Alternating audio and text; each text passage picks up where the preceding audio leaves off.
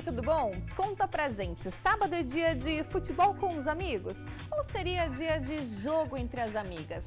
No campo do empoderamento, a mulherada tá batendo um bolão. Quer ver só? Nas quadras da Croácia, a seleção brasileira de handebol conquistou um segundo lugar com sabor de primeiro no Campeonato Mundial de Handebol Universitário. Nećemo reći za glavu veća, ali eto barem nekih 25 cm veća i Nadine postiže prvi zgoditak za Brasil. E as novas gerações não estão para brincadeira não. De olho num futuro em que as profissões estão cada vez mais ligadas à tecnologia, estudar robótica virou parte da rotina. A tecnologia hoje está em todo lugar. Drones, robôs, androides estão sempre por aí. E pensando nisso, o Colégio FAG desenvolveu uma parceria com o curso de Engenharia de Controle e Automação. Quando a gente fala sobre educação, fica claro, se adaptar é preciso. Nós, professores, estamos diferentes, então o nosso jeito de fazer também precisa ser diferente. Você sabia que Cascavel vai ter um jardim botânico e que os acadêmicos de arquitetura da FAG é que vão idealizar o projeto? A área terá aproximadamente 161 mil metros quadrados e o local definido será entre o Lago Municipal e a BR-277. E hoje nós vamos passear por São Paulo. Oi galera, então a gente vai agora embarcar para a 25ª Bienal do Livro e a gente tá com uma excursão que a FAG organizou. Aqui do meu lado tá o Silvio, que também é repórter da TV FAG, e o João, que trabalha com a gente. Que tal conferir tudo isso? Então fique com a gente porque o Universo FAG começa agora.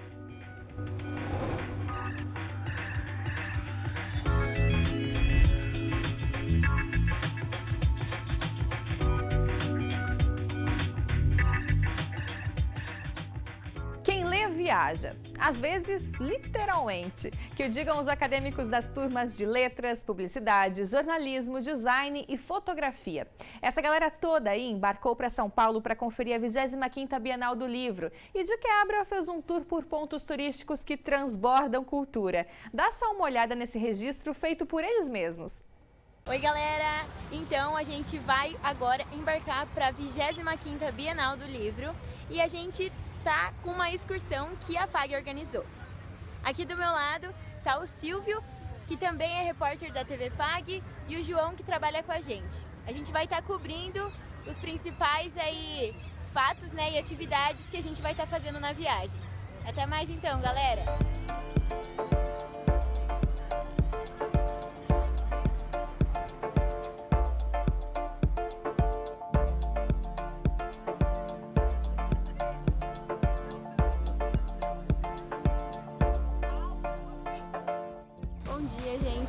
Agora a gente chegou para a parada de café e tá chovendo bastante aqui. Eu vou mostrando para vocês. Faltam só 200 km para chegar, então o pessoal já está começando a aquecer as baterias aí para aproveitar a Bienal. Vai dar tudo certo, né? Por mais que esteja chovendo, a gente vai conseguir aproveitar. Não, vai dar tudo certo e é até bom porque São Paulo, o interior de São Paulo já fazia aproximadamente 100 dias aí que não chovia. Então vamos deixar um pouco de chuva aí para São Paulo que faz bem.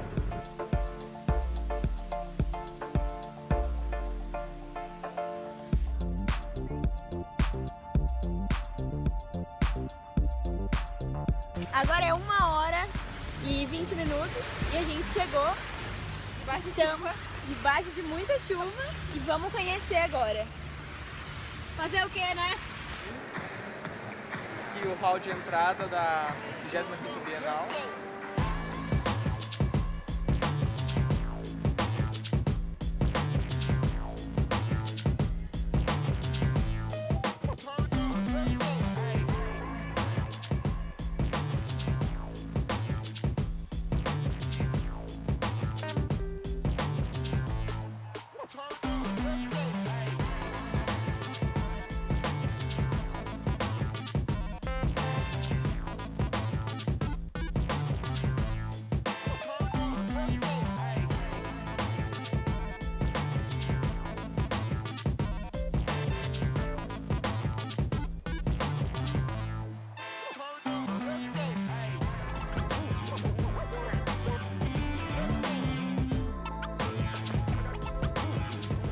após o dia na Bienal, nós chegamos aqui no Hotel Boulevard.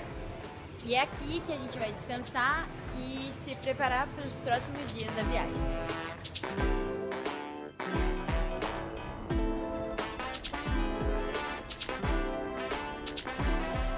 Oi gente, bom dia!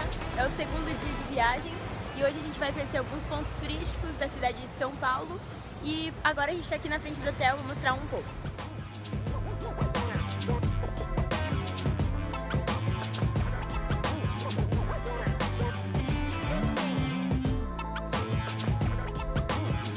Pessoal, estamos chegando no Mercadão Municipal de São Paulo, que faz parte do nosso comando da viagem.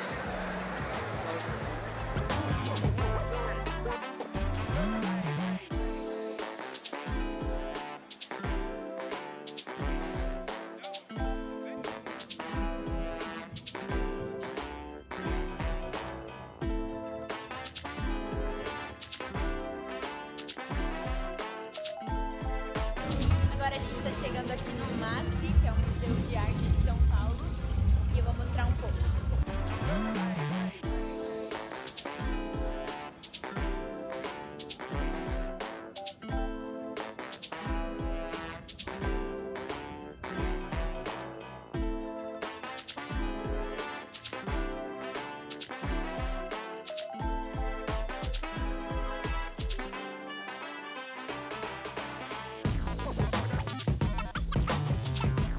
Os alunos da FAG Toledo, lá do curso de Letras, estão reproduzindo as obras aqui do MASP. Estamos aqui com essa aluna. Por que vocês resolveram estar fazendo essa releitura das obras?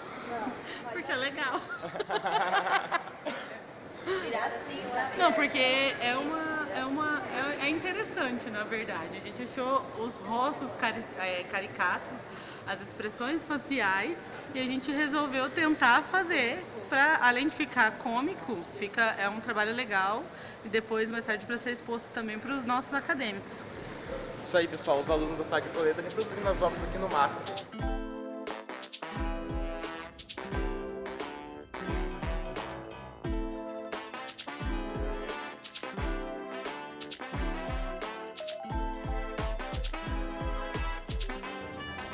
Oi gente, terceiro dia de viagem e a gente está conhecendo a Avenida Paulista.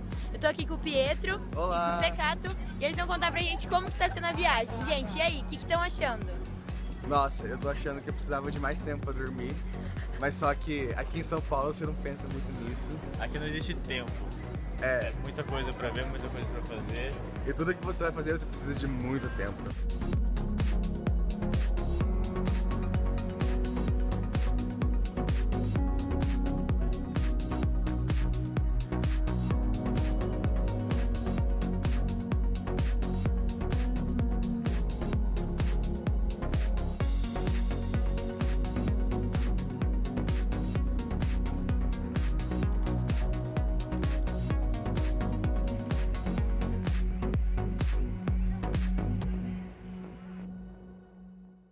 Que delícia de viagem, hein? E o mais legal de a gente sair da nossa zona de conforto e de se lançar no mundo é justamente isso, né? Descobrir novos autores, novos sabores, novas possibilidades. Tenho certeza de que essa turma aí voltou pra lá de inspirada. E inspiração também não falta para os alunos do Colégio FAG. É que desde que eles foram desafiados a aprender robótica, as aulas ganharam um outro tom.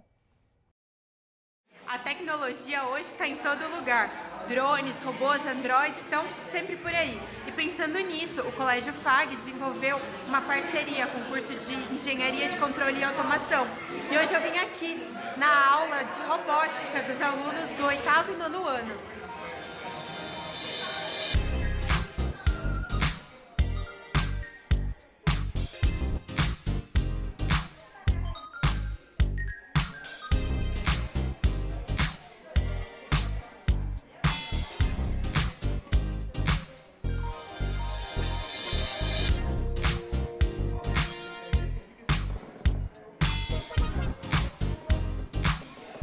Além dos alunos aprenderem um pouco mais sobre tecnologia, com a robótica eles desenvolvem o raciocínio lógico, o pensamento, as ações e até a ajuda na escrita.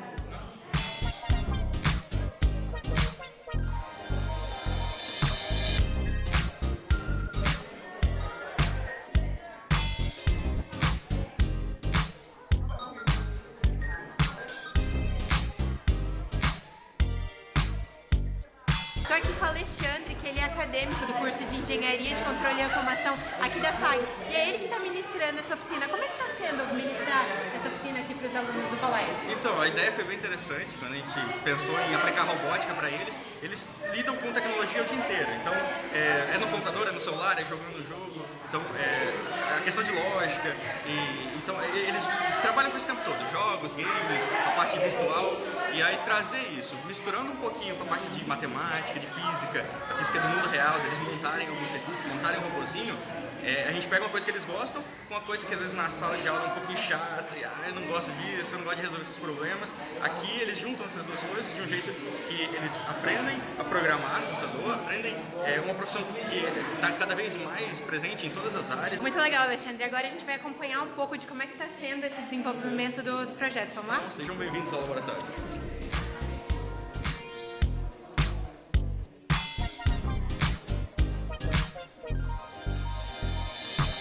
Na aula de hoje, os alunos estão aprendendo a fazer um semáforo. Eu estou aqui com a Amanda e com o Matheus, que vão contar agora um pouquinho para nós como é que está sendo. E aí, Amanda, o que você está fazendo hoje? A gente primeiro está programando no computador as informações que vão ser passadas no Arduino. E depois a gente vai montar na protoboard a sequência certinha e vai mandar a informação para o Arduino. O Arduino vai passar toda a informação para o protoboard e vai montar o semáforo.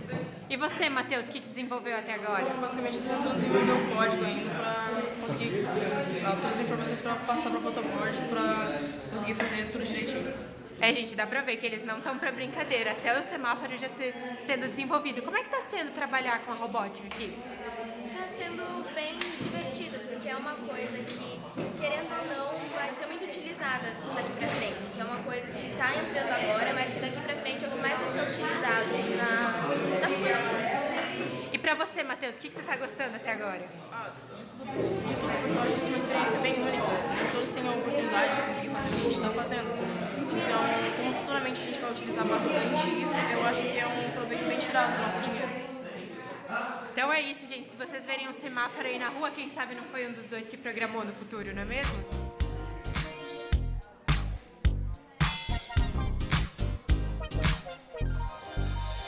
Como vocês viram, hoje eles estão desenvolvendo um semáforo, mas o objetivo da oficina é que eles desenvolvam não só o semáforo, mas um carro completo. E além disso, o projeto é para ter continuidade até o final do ensino médio.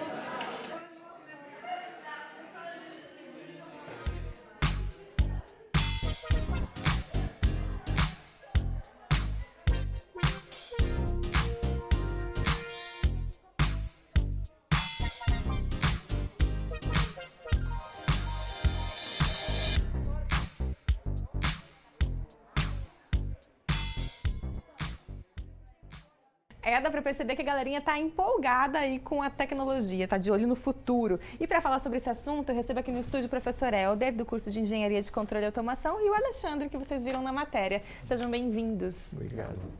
Queria saber de vocês, professor Helder, principalmente. Diante da tecnologia, o melhor a fazer é fugir dela ou correr em direção a ela e abraçá-la de uma vez? Com certeza. Mas e mais nada, né? Bom dia a todos, né? Com certeza é correr e abraçá-la, né? Porque nós não conseguimos imaginar um futuro sem tecnologia. Isso é quase que impossível, é um contrassenso. E nada como o curso de controle e automação, né, que a FAG oferece, para criar também esse universo a nível superior, mas ao mesmo tempo trazer isso para uma realidade da galerinha mais assim que está chegando agora e que está ávido por conhecer algo novo. E esse novo é que, de certa forma, a instituição tem trazido aí através do colégio FAG, né? E como é que surgiu a ideia de levar a robótica para a sala de aula? Essa eu vou deixar para o Alexandre responder. Eu gosto muito, né, de trabalhar com ensino, assim, quando eu tinha trabalho de apresentar lá na frente, a professora passou um trabalho, a gente tem que apresentar para toda a turma, um seminário. Normalmente o pessoal às vezes treme na base, começa a gaguejar, tenho medo, mas eu sempre gostei. Se eu me aprofundo naquele assunto e posso passar para frente, eu gosto de falar, enfim. E aí, quando surgiu a ideia de eu entrar para a faculdade, para o curso de controle, era porque eu podia aplicar e usar a criatividade, ia ser sempre um trabalho diferente, eu queria fugir daquela coisa de sempre o mesmo serviço, então eu quis seguir controle. E aí ingressei na faculdade e percebi que eu podia seguir mais ainda para a parte de criar, de falar, que era a parte de lecionar, da docência. Então eu comecei a pensar em seguir para a docência. E aí, conversando com o professor, eu tinha alguns projetos assim de aplicar robótica para crianças e em colégios e falar um pouquinho. E aí ele me falou da oportunidade de talvez apresentar, né, o projeto aqui para o COC. E aí eu conversei com o pessoal, conversei com a direção, apresentei uma ideia de projeto, eles abraçaram, acharam legal. Que eles ficaram com vontade de aplicar essa ideia de tecnologia, de botar eles para colocar a mão na massa e fazer robozinho e pensar como o computador pensa. E aí foi quando a gente começou o projeto e o pessoal tem gostado bastante do resultado que está dando. E uma coisa legal, só complementando, né, essa primeira parte, é o seguinte: o Alexandre sempre acompanhou a gente na divulgação do curso de controle e automação.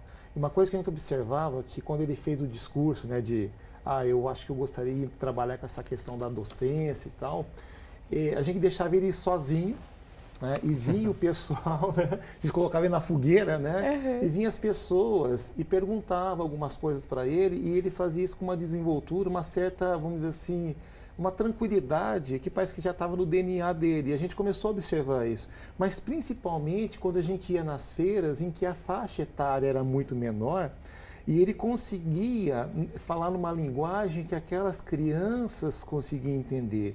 E isso também a gente observou que chamava a atenção das próprias crianças, dos seus colegas e os pais também. Porque essa linguagem a criança entendia de uma maneira muito simples e criava o gosto pela coisa, né?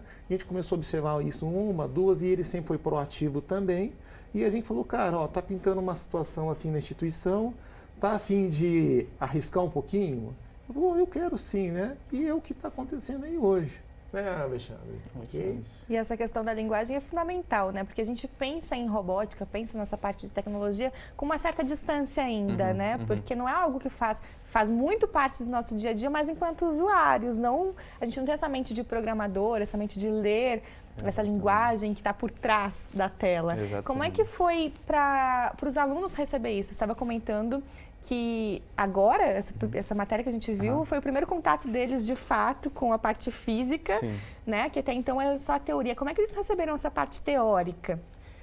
A gente vê que eles já nasceram num mundo de tecnologia. A gente viu a tecnologia surgindo, mas eles nasceram já desde pequeno mexendo em celular, mexendo em tablet, em computador. Eles são nativos digitais, é o termo que a gente costuma usar. E por ser nativo, eles estão ouvindo essa linguagem desde sempre.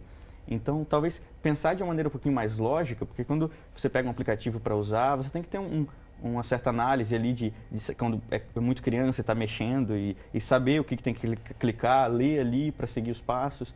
Então, ele já tem um pouco dessa desenvoltura de pensar um pouquinho de maneira mais lógica. E aí, quando eu comecei o projeto, a gente começou com a parte de linguagem de computador. É uma linguagem nova, então eles têm que reaprender, eles têm que entender como fazer um sinal funcionar, como usar aquela plaquinha para poder comunicar, o computador mandar ele fazer uma coisa e a luz acender, o semáforo funcionar, o motorzinho girar para um lado ou para o outro. Então é uma linguagem, como se fossem palavras que eles vão aprendendo, como se estivesse aprendendo inglês, e aí eu ensino uma palavra, essa palavra vai fazer isso. Se eu falo essa palavra, eu quero dizer, tem tal significado, se eu traduzir para a minha língua. Então, se eu mando o computador e escrevo isso para ele, significa isso, ele vai fazer isso, vai acender esse LED e vai dar um tempo. Então, é uma linguagem nova. Então, eu vou passando essas dicas para eles e eles vão, como eles são esponja e aprendem muito rápido, então eles vão pegando e decorando aquilo muito rápido e conseguem resolver o problema, vão juntando as pecinhas do quebra-cabeça que eu vou colocando e assim eles resolvem o problema final, que é o exercício do dia, por exemplo, que é montar um semáforo. Então, começam vendo como que eu mando a luz acender e depois pensam como que o sinal funciona e agora como que eu comunico essas duas coisas e monto para ver funcionando. Então eles aprendem muito rápido e como eles já são nativos da tecnologia, eles estão nesse berço aí. Então é muito mais fácil para eles aprender e muito rápido eles conseguem avançar e de uma coisa que parecia tão distante, que é montar um robô. Nossa, quem que imaginaria? Eu vejo robô no cinema e eu posso montar um robô aqui. É uma realidade tão distante que quando a gente dá as primeiras aulas e mostra que está bem mais perto do que eles imaginavam, aquilo encanta eles, o olho brilha e você vê que eles são curiosos. Eu passo às vezes o exercício, eu falo o que eu vou dar na próxima aula, quando na próxima aula eles chegam já com um pouco já montado e já tentam resolver. Aí às vezes eu tenho que dar uma instrução, não é assim, vamos mudar um pouquinho, tá no caminho. Então, mas eles passam a ter essa curiosidade de mexer. Então, abandona um pouco aquela coisa de a tecnologia é ruim porque o meu filho fica só no celular mexendo o dia todo. Mas se eu coloco a tecnologia de maneira lúdica, de maneira a ele mexer, ele larga o celular de lado, esquece e fica ali, passa o dia mexendo, e desenvolve outras habilidades, né? E o importante é que não é a questão de ser novidade. Não, a questão é realmente que cria um jeito novo de pensar. Né? E esse, como o Alexandre colocou bem aqui, como eles estão antenados na tecnologia, ele falou, cara, espera aí, eu estou vendo algumas coisas em filmes, eu estou vendo isso e aquilo, mas eu não estou devendo nada para ninguém. O que eles estão vendo lá fora, eu também estou vendo aqui dentro. Então, quer dizer, isso também o coloca num universo de igualdade. E outra, além do que, hoje o mundo caminha para que todas as pessoas desenvolvam o senso de como pensar e pensar corretamente. E como criar algoritmos. As instituições, a sociedade vai evoluir e eles querem que pessoas saibam mais do que nunca pensar. E a questão da robótica é uma das ferramentas mais poderosas hoje para fazer essas pessoas aprenderem a pensar. É isso, Alexandre? Exato. No dia a dia, o que a gente passa na nossa vida, seja em qualquer trabalho, não importa se você é médico, se você é programador, se você é engenheiro, se você é biólogo, normalmente o nosso dia a dia é encontrar um problema, ter que analisar a situação e achar a solução necessária. Quanto mais a gente faz isso, seja em qualquer área, melhor a gente fica em pegar uma situação de repente e analisar rapidinho, ver qual é a melhor opção de saída e achar o resultado. E a robótica trabalha exatamente isso. Eu passo um problema, eles têm esse problema, eles analisam o que eles já sabem, aonde eles podem aplicar o conhecimento que eles sabem para resolver aquilo e acham a melhor solução possível e resolve. E o legal é que cada um acha a sua solução. Olha que bacana, isso é o que eles levam para a vida, Exato, né? E não precisa ser a mesma.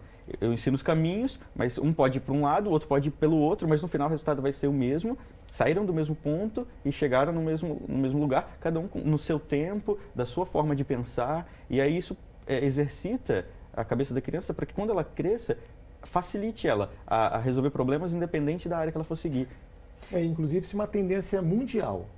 Os maiores pensadores hoje na área da tecnologia dizem que todas as pessoas, independentemente do que escolheu como carreira profissional, devem aprender a pensar em uma forma assim, de criar algoritmos. Então, não interessa se você é engenheiro, é médico, é um biólogo, você vai ter que aprender, porque tudo isso você vai aplicar. E é também a questão dos múltiplos conhecimentos. Tudo isso, amanhã ou depois vamos dizer assim, essas crianças, esses alunos, eu quero fazer medicina. Ele vai levar isso para a área médica. Não, eu quero ser engenheiro de controle de automação. Vai levar para a área de engenharia de controle de automação. Eu quero trabalhar na área de geologia. Não interessa, ele vai levar isso também. Então, não tem um limitador em função da área. Na verdade, as mentes vão aprender a pensar e pensar de maneira correta. Esse é o objetivo principal. Até porque essa questão de solução de problemas é algo presente no nosso dia a dia, né? Independentemente da área. E a gente fala dessa questão de proximidade, talvez quem está em casa não saiba, mas as nossas câmeras aqui no estúdio são câmeras robô, né? Não, a gente não tem cinegrafistas, as câmeras são controladas de outra sala, quer dizer, algo que já está presente, inclusive, aqui no Universo FAG. Algo que me chamou a atenção, gente, na matéria, foi o fato de eles terem absorvido o mesmo vocabulário, a gente vê eles falando Arduino, protoboards. Como é que é para você, Alder, ver isso, ver crianças? Porque você trabalha, claro, com jovens, né, com adultos, mas ver crianças falando uma linguagem que até então parecia algo tão distante do universo deles. Na verdade, é uma revolução. Né? O que a gente observa é assim, você está criando um conceito desde a base e esse indivíduo, esse aluno nessa base, quando ele chegar no momento de fazer a escolha, se ele optar pela área da engenharia, principalmente a área de controle e automação, ele vai estar anos-luz na frente daquilo que a gente pega, às vezes hoje um aluno, a gente tem que trabalhar esse conceito nessa faixa etária. Se ele já vem com essa base, ele pode expandir o nível do conhecimento num nível que até então a gente não tinha conseguido ou até não tinha pensado. Ou seja, o reflexo disso na sociedade futura é algo fantástico. Tá? Até porque vocês comentavam sobre, até na matéria a gente viu, né? Sobre o fato de 85% das profissões do futuro ainda nem existirem. E quando vierem a existir, elas vão estar ligadas à tecnologia, né? De certa forma, isso é uma utilidade pública que você está fazendo. Exato. E aí, eu até converso com eles, quando eu falo com alguns alunos, eu falo, como que eu vou me preparar para uma profissão que ainda não existe? Sim. Ah, tá, professor, beleza. Vai 85% daqui a 12 anos, 85% das profissões ainda não existem, vão surgir ao longo do tempo. Mas como que eu vou me preparar? Eu tenho que sentar e ficar esperando ela surgir para daí eu me especializar para ela? Não.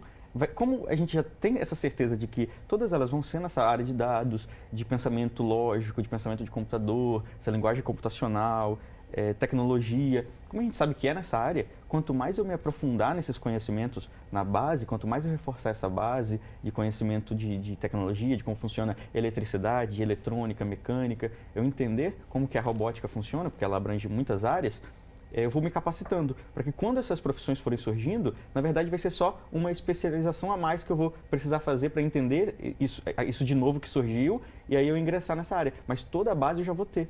Então essa base está sendo construída para que quando esses empregos forem surgindo, eles já podem se direcionar porque eles já têm capacidade, conhecimento para seguir para essa área. Né? E uma coisa interessante, que eu falei a questão dos pilares da Revolução 4.0, né? Então, nesse trabalho, por incrível que pareça, ele trabalha com 3 dos 8 pilares, né? Ele trabalha com inteligência artificial, ele trabalha com sistemas robóticos embarcados, né? E ele também trabalha preparando o aluno para entender essa questão dos algoritmos poderosos, né? Que vai dar base para ele trabalhar com sistemas drones e também com a parte de impressão 3D. Hoje, por exemplo, o mundo caminha por um processo em que a impressão 3D vai dominar praticamente todas as áreas do conhecimento. E esse aluno, com esse perfil, esse conhecimento de base, que é o que está sendo feito e oferecido, ele vai poder dominar isso de uma forma que nós demoramos muito tempo para entender. Ele vai fazer isso de maneira intuitiva. Para ele, é quase como se estivesse no DNA dele. Né? Então, isso é uma mudança radical de paradigma. Parabéns para vocês, gente, que venham então os próximos semáforos, os próximos robôs. Vamos ver o que vai surgir dessa turminha. Com certeza. É isso. E no próximo bloco você acompanha como foi o desempenho da seleção brasileira de handebol no Campeonato Mundial da Croácia. E também o que foi notícia durante a semana aqui na FAG.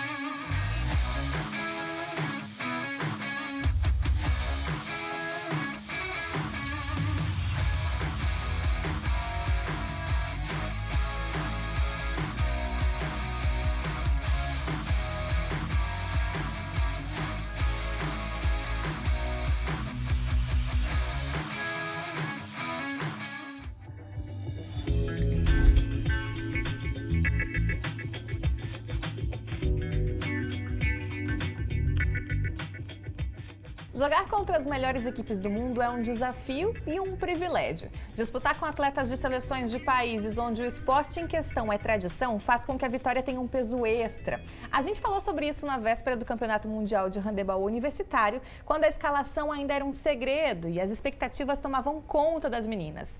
Hoje, o Universo FAG recebe aqui no estúdio o professor Lissandro, que foi junto com a seleção, o Neudi, que é técnico, e a Isabela, que é aluna aqui da FAG e atleta. Pra gente falar então sobre esse segundo lugar que foi conquistado gol a gol, né, gente? Foi importante para nós, né? Voltando agora, quase 20 dias após a nossa estadia aqui. E só reiterar o que a gente fez, tudo que foi planejado praticamente aconteceu, só não deu certo a gente trazer o título, mas perdemos para uma equipe valiosa, uma equipe que treinou muito e que tem um projeto a longo período, que é o país que é o Japão. Vamos relembrar então como foram as vitórias antes da final. A gente tem aqui uma arte, vou pedir para o Jonas colocar para a gente, ó, o placar. No primeiro jogo contra a República Tcheca, não teve nenhuma vitória tipo super fácil, né? Foi tudo muito disputado, até porque, Neudi, as equipes elas são muito preparadas, né? Inclusive esse primeiro jogo contra a República Tcheca, a gente estava com um placar até legal, 5 gols. Aí abaixou para 4, abaixou para 3, foi para 2, mas tivemos a competência de levar, os placares estão aí, ó. Eu acho que o mais importante de tudo foi a capacidade e a força de vontade que elas tiveram para administrar e para ganhar esses jogos que a gente ganhou aí. A gente vê ali um empate com a Croácia, uma dúvida minha. Empatar com a Croácia equivale a uma vitória, sendo eles o time da casa? Pensando na questão do jogo em si, por exemplo, terminou o primeiro tempo, a Croácia estava com uma vantagem de 9 gols em relação a nós. Então foi pura superação mesmo no segundo tempo, onde é que a gente conseguiu trabalhar e buscar gol a gol e conseguiu no final ali buscar a questão do empate. Então assim, elas superaram muito, então assim, buscar 9 gols assim no segundo tempo. Na primeira fase vocês enfrentaram o Japão. Qual que foi a diferença desse jogo da primeira fase para o da segunda? Quer dizer, para a final? A gente vinha jogava na segunda, folgava terça, jogava quarta, jogamos na sexta. Aí foi sábado e domingo, um jogo atrás do outro. Eu acho que a gente teve uma desvantagem da questão da preparação fisiológica para esse jogo, tá? A questão do primeiro jogo, eu acho que foi mais essa questão que a gente vinha administrando e a gente conseguiu fazer um belo jogo contra o Japão, surpreendemos, inclusive o Japão com algumas ações de defesa. Nós mesclamos bastante defesa 5-1, 6-0, 4-2, então a gente acabou surpreendendo o Japão.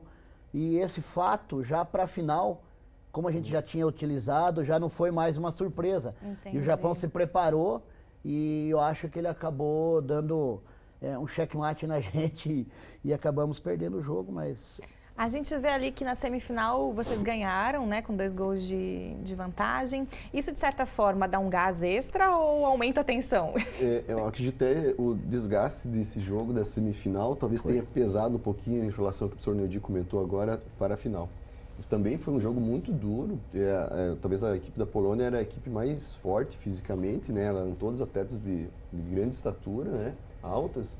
E também, o primeiro tempo, a gente terminou com uma desvantagem, se não me engano, de 5 gols. 5 gols. E aí a gente teve novamente buscar o segundo tempo. Tá, eu já comentei na outra entrevista que eu dei para a KTV também. Qual foi a característica dessa competição? É a força de vontade que elas tiveram de buscar as vitórias, de buscar os placar e de conquistar um espaçozinho lá em cima do pódio. E de conquistar tudo na virada, né? A gente tem as imagens aqui do jogo com o Japão, vou pedir para o Jonas colocar para a gente acompanhar um pouquinho, porque vocês começaram ganhando, inclusive, né? O Brasil abriu o placar, vocês seguiram ali gol a gol. Durante o primeiro tempo, vocês estavam super otimistas? Existe isso, para quem não participa do mundo dos esportes? Vocês acabam, assim, acreditando realmente, não, tá ganho ou acaba tendo que administrar de uma maneira diferente? Eu acho assim, a gente entra otimista na quadra e sempre querendo a vitória, né? Mas com o desenrolar do jogo, a gente tenta ser o possível, mas tem horas que às vezes abaixa um pouco, mas é normal. Normal. A gente tá vendo ali. Eu acho que o que pesou muito nessa final foi aquele paradigma que assim que nós vínhamos buscando sempre, todos os jogos nós vínhamos buscando o resultado. E nesse jogo, na final, o Japão não deixou a gente buscar a final. Entendeu? A gente estava com controle ali de um gol até os 12 minutos do segundo tempo, mas quando o Japão falou, opa, agora, e acelerou o jogo, a gente não soube reagir. Entendeu? Acho que daí é que pesou a parte do desgaste físico da semifinal, que foi um jogo... Eu, por exemplo, a minha fisioterapeuta falando senta, toma água que você tá branco. Entendeu? Porque o desgaste foi muito grande da semifinal. E o que às vezes as pessoas não sabem é que a equipe do Japão já vinha treinando junto há 2 meses, né? Especificamente para essa competição. É algo que também acaba pesando na hora do jogo, né? Eles saíram, estavam na Noruega, né? 2 semanas antes, então eles não vieram do Japão para a Croácia. Eles vieram do Japão, Noruega, fizeram jogos, fizeram os amistosos, fizeram treinos lá na Noruega e da Noruega foram para o Japão. Então eles tiveram um planejamento bem melhor do que nós, né? A realidade financeira do Japão permite isso. Sim. Nós estamos com dificuldade, não só o handebol do Brasil, mas quase todos os esportes amadores com dificuldade de questão financeira. O Brasil também está, né? Então a gente passa por essas dificuldades também. E nós tivemos aqui as nossas fases de treinamento. Mas em compensação, perto do Japão, a gente quase é insignificante que a gente treinou perto do que eles fizeram. Sim. Certo? E isso na hora da final, eu acho que teve um peso grande. A gente vê aqui nas imagens que quando o placar estava 15-9-14, você chamou a equipe. O que você falou para as meninas nessa hora? Eu pedi, a única situação que a gente podia trabalhar, fechar mais a defesa para tirar um pouquinho a velocidade, porque o Japão é um time que jogava em infiltrações, e tentar passar para o meio da defesa, para a defesa fechar, trabalhar os espaços. Você pode até perceber que eu bato as duas mãos lateralmente, quer dizer que para fechar melhor a defesa e nós acelerarmos a saída de contra-ataque, certo? Até que a defesa a gente conseguiu, mas as saídas de contra-ataque a gente não conseguiu fazer. Aí o Japão se posicionava na defesa, fechava e a gente acabava perdendo a posse de bola e o Japão vinha de contra-ataque e gol. E aí foi o que abriu esse placar aí, a gente não conseguiu reverter. Entendi. Mas não deixa de ser uma grande experiência, né? Poxa, vocês chegaram na final de um campeonato mundial, vocês venceram, empataram com as melhores equipes. Como é que é isso, Isabela? Como é que é você olhar assim e saber, poxa, tô com o segundo lugar, sou, né, vice-campeã de um campeonato assim tão importante no meio e que tem tantas atletas tão boas e tão qualificadas? É um grande aprendizado, né? Participar dessa competição, nível mundial, né? E com a bagagem que você leva do campeonato. Tipo, todos os jogos foram difíceis e de muito aprendizado para mim, principalmente. E são outras características e é muito importante, é muita experiência. A forma de jogar de alguma equipe te chamou a atenção? Todas chamaram a atenção, mas o Japão especialmente por infiltração e rapidez, e tem a Polônia também, que são jogadoras mais fortes e tem mais chutes rápidos e uma defesa delas é maior, então acaba sendo mais difícil de infiltrar. E, Lissandro, como é que você viu essa questão do intercâmbio de informações? Vocês estudaram outras equipes. O que vocês trazem para casa, além da medalha, né, do troféu de prata? Com certeza, como falar da experiência foi enorme. Então, assim, claro que além dos jogos, a gente ficava assistindo os outros jogos, verificando quem seriam os futuros adversários, fazendo imagens para estudar um pouco o adversário. Então, nisso foi super interessante para ver essa questão. Claro que também as atletas, elas com certeza tiveram uma grande experiência nos jogos, em quadra. Se você não interfere, mas se você olhar a imagem ali, ó, a equipe do Japão na semifinal torceu para o Brasil. Ah, que legal. E foi a única equipe que as jogadoras abraçavam no final, depois, pode ver, ó, porque passa e bate só a mão, porque querendo ou não querendo são adversários. E elas se cumprimentaram assim, com uma dignidade muito grande. Tá? E é raro ver encontrar isso dos japoneses se abrirem um pouquinho, é muito difícil, mas aconteceu, que bom que foi. Que bonito. Bom. E vocês conseguiram aproveitar também a Croácia? Conheceram a praia? A gente teve poucos intervalos, porque a gente treinou mesmo lá, mesmo antes de começar a competição, a gente acabou fazendo um amistoso lá com a seleção do Uruguai. Então a gente aproveitava bastante os espaços para fazer o treinamento e já pensando na análise das outras equipes. A gente conseguiu visitar um dia lá a praia, era uma cidade do litoral, então para conhecer um pouquinho da minha cultura do local. 2 dias. 2 dias. 2 dias. Somos 2 dias. Está escondendo um dia aí. Ai, que legal. Mas assim, a gente também usava, acabava indo para a praia, porque a gente jogou. No outro dia a gente treinou cedo, de manhã. E aí depois do treino a gente foi, porque lá a água é mais gelada que a nossa água daqui. A gente aproveitou essa questão da água para fazer um trabalho de recuperação para as meninas. Então fomos também, lógico, além de conhecer um pouquinho da cultura local, mas a gente utilizou a água também como um processo de recuperação para elas poderem recuperar um pouquinho mais rápido, acelerar o metabolismo com a questão do choque térmico da água mais fria, né? Porque estava super calor. Super bacana, parabéns para vocês, gente, pelo desempenho, pelas viradas, né, por toda essa emoção, essa adrenalina e por trazerem pra gente o vice-campeonato, né, Eu quero agradecer a você, né, a segunda vez que a gente vem, agradecer ao Universo FAG, né, por abrir essa oportunidade de a gente falar do handball, apresentar nossos atletas. Outra vez veio a Nete, hoje veio a Isa, certo? Nosso curso de engenharia está quase se formando, graças a Deus, certo? Nós estamos falando de esporte, tá? Da competição, do mundial, da nossa... Mas assim, o grande legado que a gente deixa é que elas vão se formar. Aqui se forma agora no final do ano, certo? Já tem as outras que já passaram por aqui, tem as meninas do curso de Educação Física que estão estudando, elas vão se formar, vão ser futuras profissionais, e isso a gente deve à FAG, que nos apoia, né, seu Assis, com essa questão dessa parceria, formando grandes profissionais aí da área, e tomara que um dia elas venham a dar esse retorno lá na frente, né, com seus filhos, ou sei lá, profissionalmente, ao handball. É uma alegria para a gente, na verdade, poder divulgar e ver esse desenvolvimento de vocês, né? Não apenas na engenharia, mas também levando o nome da FAG e do Brasil para fora, tão bem representado. E sabendo que tudo isso que vocês aprendem nas viagens, nas competições, são coisas que vocês levam para a vida também, né?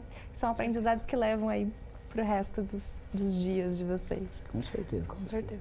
Parabéns novamente e seguimos torcendo por vocês. Tá, obrigado. Obrigada. E Jardim Botânico em Cascavel, projetado por alunos de Arquitetura e Urbanismo da FAG?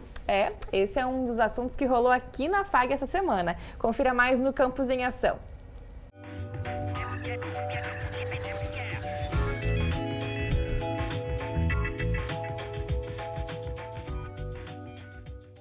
O Laboratório de Estágios do curso de Arquitetura e Urbanismo do Centro FAG está firmando uma parceria com a Prefeitura de Cascavel. A ideia é que os acadêmicos do curso realizem um estudo para a elaboração do projeto do futuro Jardim Botânico da cidade. A área terá aproximadamente 161 mil metros quadrados e o local definido será entre o Lago Municipal e a BR-277. Na reunião, estiveram presentes o secretário de Meio Ambiente, Rômulo Quintino, o presidente do IPMC, Alcineu Gruber, a professora do curso, Renata Esser, e os acadêmicos que farão o projeto como parte da disciplina de estágio supervisionado. De acordo com o secretário, a construção de um jardim botânico faz parte do plano de governo. E a parceria com a instituição é muito importante para o município. A parceria com a FAG para, através do curso de arquitetura, de engenharia, enfim, de confeccionar ideias para a consecução desse plano de governo, para nós, enquanto governo, é muito importante. E a partir desses estudos que serão realizados, tenho certeza que iremos ampliar e fazer uma grande marca, não só para o governo, mas também para o curso. Alcineu Gruber considera importante a parceria com a instituição. Eu acho que a FAG é um banco de ideias, né? E nós precisamos de banco de ideias, nós temos que colocar esses alunos para ser parceiros do município. A professora Renata explica que essa é uma ação de responsabilidade social do Centro FAG e um trabalho que vai acrescentar muito para o aprendizado dos acadêmicos. Então é uma forma da gente contribuir um pouco com a sociedade, sem deixar que o nosso aluno absorva, aprenda, tenha essa relação com o nosso cliente externo, com um programa de necessidades mais próximo, de uma realidade, diferente daquilo que a gente normalmente passa para eles em sala de aula. A aula magna do segundo semestre do curso de Pedagogia da FAG Toledo abordou um assunto polêmico, urgente e necessário: o suicídio. O que me deixa muito triste é que quando acontece um caso, todo mundo fala, todo mundo se comove, mas você percebe que aquilo passa e as pessoas esquecem de tratar sobre isso. E penso que seja um momento muito importante para, de fato, nós tomarmos uma atitude, passarmos a ter uma atitude em relação a isso. O convidado para palestrar foi o psicólogo Cristiano de Souza, docente do curso de Psicologia do Centro FAG. Para alunos e professores, ele falou sobre a importância do profissional da educação estar bem informado e atento às diversas situações que podem culminar em uma tentativa de suicídio. Entender melhor o que é esse fenômeno, o que tem a ver a educação e essa problemática, e poder pensar essa inter-relação, em relação ao como perceber isso e, ao mesmo tempo, enquanto educadores, como poder atender a essa demanda. O caso mais recente de suicídio estudantil ocorreu em julho com uma acadêmica de medicina da UniOeste de Cascavel. O fato, de acordo com o especialista, não pode ser atribuído apenas à pressão dos estudos, mas essa pressão pode ser um dos processos desencadeadores. Precisa ser feito um estudo aí, com certeza, para poder identificar quais são os fatores. Mas que já, assim, um dado identificado que tem a ver com, né, com o modo com que se realiza essa pressão, já é um fato a ser considerado. O arquiteto e urbanista Mário César Costenaro aceitou o desafio proposto pela FAG Toledo e será o coordenador do curso de Arquitetura e Urbanismo da instituição. Costenaro é arquiteto e urbanista formado há 32 anos pela Universidade Federal do Paraná e já atuou como docente do curso de Arquitetura do Centro FAG entre 2013 e 2015. Existe um desejo, uma preocupação, eu digo até uma responsabilidade com o profissional que você está oferecendo e está ofertando à sociedade. Tem espaço para o propósito que nós queremos. Nós queremos profissionais que compreendam e que tenham consciência da sua necessidade e importância na sociedade. O curso, de acordo com o arquiteto, terá uma base teórica sólida, mas também deverá contemplar, através de visitas, laboratórios e estágios, a parte prática necessária para a formação do profissional de arquitetura e de urbanismo. Desejamos aqui no curso de Arquitetura e Urbanismo da FAG Toledo fazer com que o nosso profissional, com que o nosso estudante compreenda e se insira nesse processo. Que a gente não seja simplesmente alguém que vai arranjar projetos como se fosse num joguinho de dominó, num quebra-cabeça, montar espaços. Não, a gente aqui pretende uma compreensão da sociedade e que o arquiteto entenda o seu papel dentro da sociedade, né? Com propostas que sejam sustentáveis, com propostas que sejam realmente mais coerentes às necessidades humanas. O curso de Arquitetura e Urbanismo da FAG Toledo está na lista do vestibular de verão, que acontece em outubro, com previsão de início das aulas em fevereiro do ano que vem.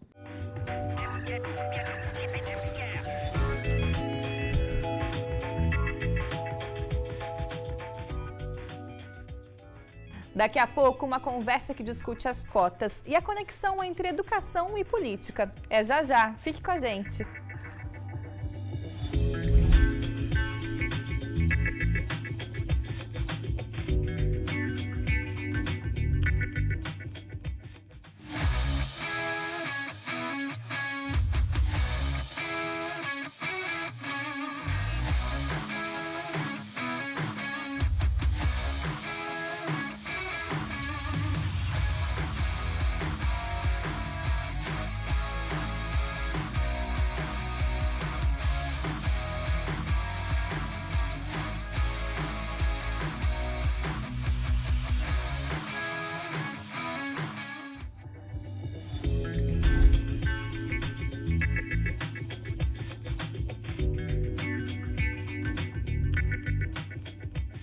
A experiência na educação pode ser levada para o meio político? Há necessidade de rediscutir o sistema de cotas? A acessibilidade precisa ser realidade no meio educacional? Todas essas perguntas foram respondidas no quadro Conversa sobre Educação de hoje, pela professora Janice Salvador, coordenadora pedagógica da FAG Toledo.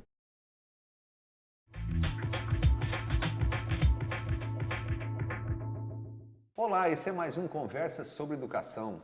Hoje no nosso programa vamos conversar com uma professora, mestre em educação, coordenadora de curso de licenciatura, coordenadora pedagógica de uma instituição de ensino e que também é vereadora e já atuou na gestão da educação, no núcleo, no município. Professora Janice, obrigado pela presença. Eu que agradeço a oportunidade, professor Afonso. Professora Janice, está à frente aí de uma questão política, né, que é atender a comunidade e trabalhar como vereadora, né, para toda uma comunidade que votou e que tem uma expectativa, mas também uma missão nobre aí que está na formação, né? Que é trabalhar com os professores, que é formar novos professores. Como que se trabalha esses dois objetivos e como que se consegue alcançar os objetivos nessas duas áreas?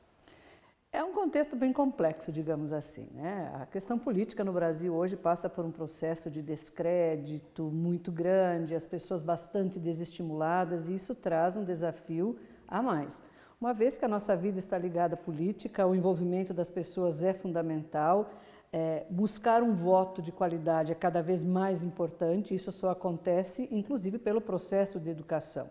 E talvez estejam aí as formas pelas quais as pontas se amarrem, não é? A política com a educação. Nós teremos pessoas mais politizadas, mais conscientes, votando com uma qualidade maior, se nós tivermos também um processo de educação que possibilite a elas compreenderem a complexidade toda desse processo.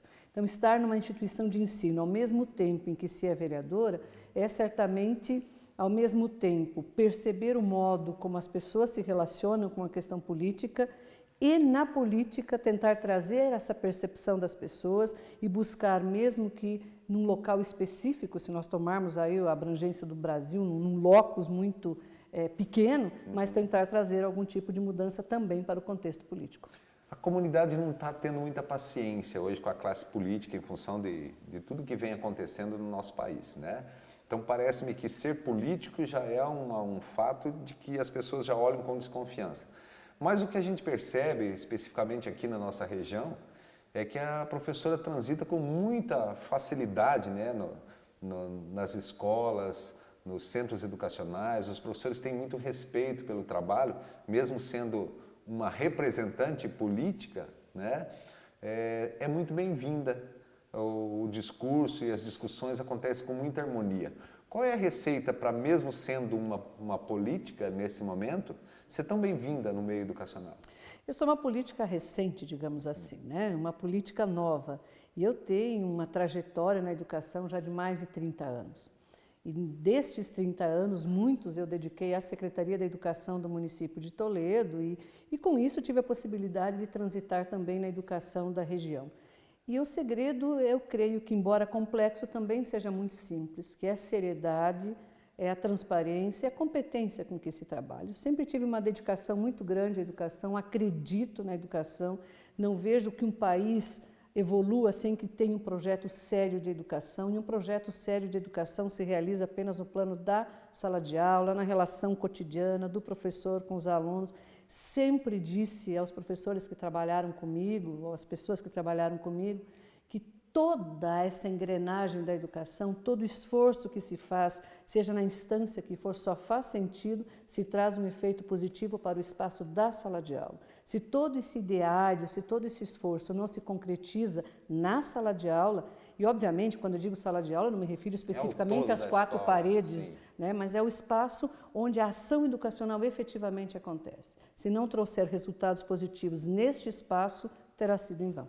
O professor, ele participa da vida dos alunos, da comunidade, e a professora teve a oportunidade de, como professora, lá na ponta, né, e nesses espaços aí onde o mundo da educação acontece, né, que é no âmbito da escola mesmo, teve a oportunidade também de ser gestora nesse espaço e professora que forma novos professores. E hoje o desafio ficou maior ainda, né, que é a formação de professores que vão para a sala de aula dos cursos de graduação. A responsabilidade é muito grande, mas o caminho para que isso aconteça bem, professor, é um desafio muito grande. Certamente. Eu, nesse aspecto, me considero uma pessoa privilegiada, porque tive a oportunidade de estar nesses diferentes pontos do processo. E durante muito tempo atuando como professora dos anos iniciais no município de Toledo e ao mesmo tempo atuando em cursos de formação de professores. Então se percebe como esses estudantes chegam ao ensino superior em contrapartida do que nós conseguimos fazer na educação básica. Então é uma forma que traz uma qualidade diferente para o processo, porque se fala de fato sabendo daquilo que se vive e se sente na realidade da sala de aula. Você já esteve lá? Já estive lá. Se fala de alunos concretos, de dificuldades concretas e também vislumbram-se alternativas que são igualmente concretas. Então, a discussão, o parâmetro da discussão é diferente. É outro, né? É outro. A professora Janice levanta uma bandeira também que é a da acessibilidade e isso está muito presente nas ações de professora, de gestora e também no curso que a professora coordena, que é um curso de letras, mas um curso também com formação para Libras, né? Acessibilidade, não só no mundo da educação, mas no contexto da comunidade, professora. Você acha que nós já chegamos lá ou temos muita coisa para fazer ainda? Eu diria, professor, que nós temos muito a fazer. Evoluímos muito de um tempo de segregação em que as pessoas com necessidades especiais permaneciam excluídas de todos os processos praticamente, para um tempo em que essas pessoas estão nos diferentes espaços sociais, seja na escola, seja na comunidade, seja na política, elas estão presentes, mas ainda há muito a se fazer. Até porque uma primeira discussão em relação à acessibilidade, ela ficou muito restrita à questão arquitetônica, de remover as barreiras dessa natureza. E hoje a compreensão que nós temos de acessibilidade é muito maior do que isso. Né? Nós estamos falando de acessibilidade comunicacional, de acessibilidade atitudinal, de aceitação. Então, o conceito de acessibilidade ele também se modificou nesse tempo todo e hoje percebe-se que ele é muito desafiador e, portanto, há muito por se fazer.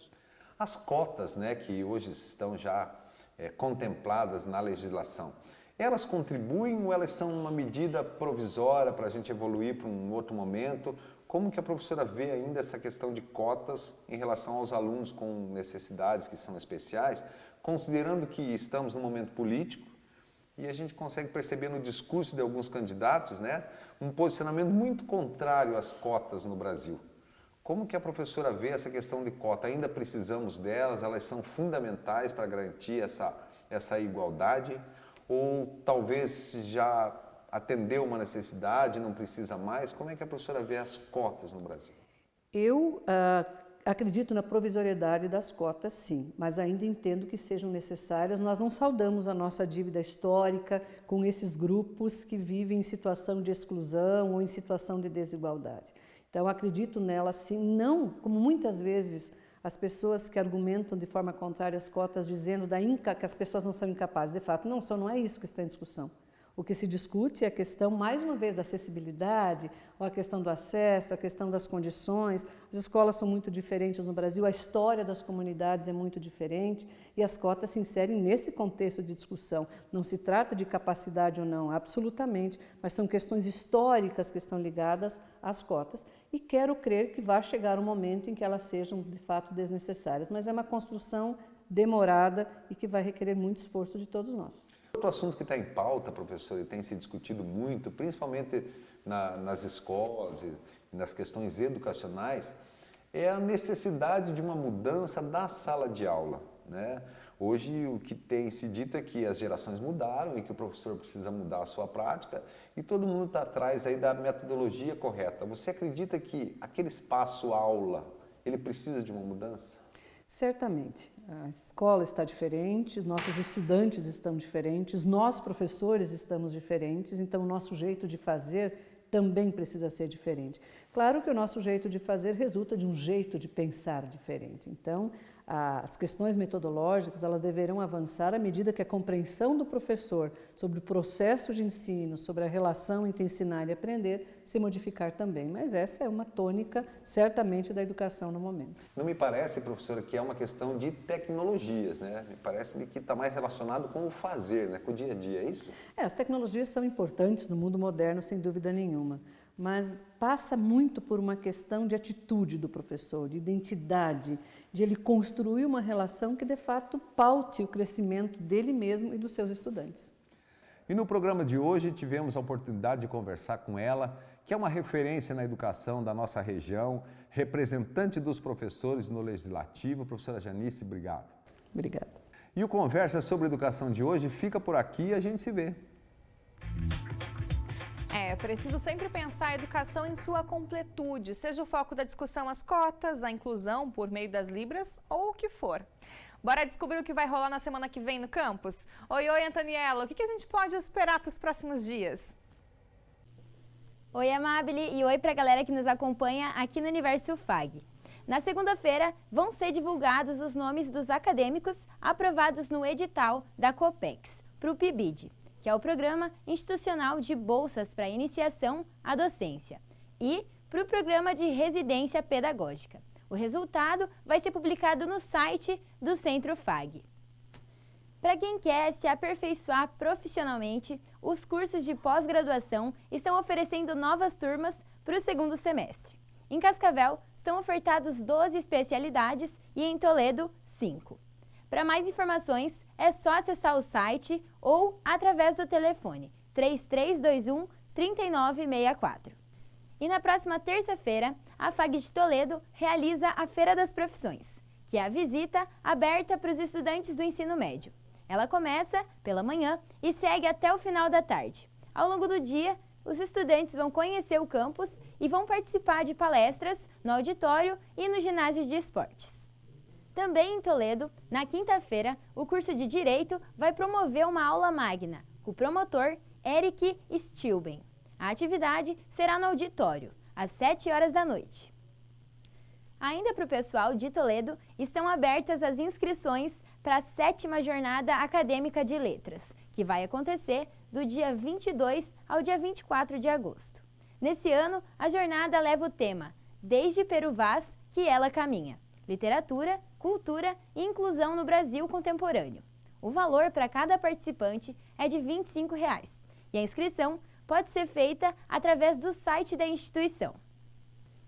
Em Cascavel, na próxima quinta, os alunos de arquitetura do 6º, 8º e 10º período vão receber as atividades de estágio obrigatório, às 8h50. Vai ser no laboratório de projetos do Bloco 3. Todos os alunos devem comparecer. Por essa semana é isso então, Amabile. Eu volto na semana que vem trazendo mais alguns eventos aqui do campus. Até lá! É isso aí, o programa de hoje chegou ao fim e eu espero que vocês tenham gostado, mas gostado tanto a ponto de mandar sugestões de assuntos que gostariam de ver por aqui. Vai, manda logo, o endereço é universo@fag.edu.br. A gente se vê na semana que vem, um ótimo fim de semana para vocês. Um beijo!